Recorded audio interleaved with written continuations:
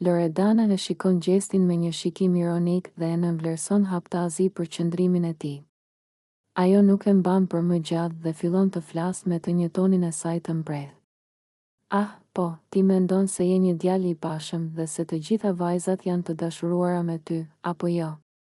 Po, sigurisht, ti je i bukur, ti je king, siç thua vetë, por më vjen keq ta tërheq vëmendjen. Ke harruar një gjë shumë të rëndësishme, fillon Loredana, duke e shikuar me një buzëqeshje të ndyrë, por të ngulitur.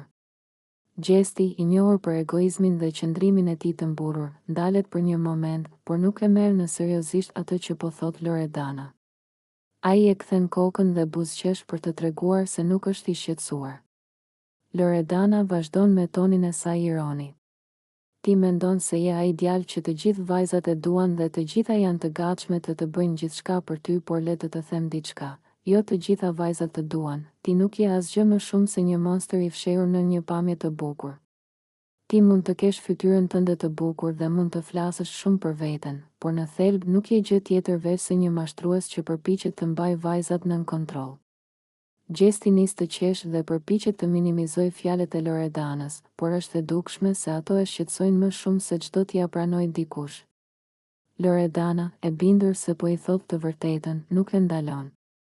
Po, e di që ti mendon se je i parritshëm dhe se vajzat duhet të të pëlqejnë vetëm sepse je ti, por më besoni, kjo nuk funksionon me të gjithë. Jo gjithkush është gati të bjerë në grackën që ti vendos, dhe jo çdo vajzë është e gatshme të humbë kohën për ditë si ti, shton ajo, duke i drejtuar një shikim të mbredh, të plot me nënkuptime. Gjesti duket sikur po e humbet një farë sigurie dhe ndjesia e nënvlerësimit nga Loredana po e bën të ndihet më pak tërheqës dhe më të pavlerë nga sa ishte menduar.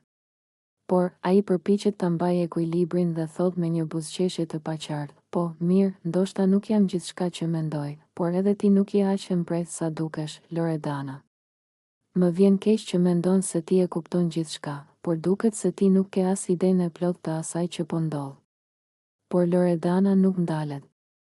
Ajo vazhdon të ironizoj dhe të shtoj, po, ndoshta ti mendon se je i pashëm dhe je mbreti i shtëpisë këtu, por të them diçka, jo të gjithë kanë nevojë për të pëlqyer, dhe ndoshta të tjerët janë më të zgjuar për të dalluar një njeri që është vetëm një imazh i jashtëm dhe jo ndihmësa e ndjenjave të vërteta.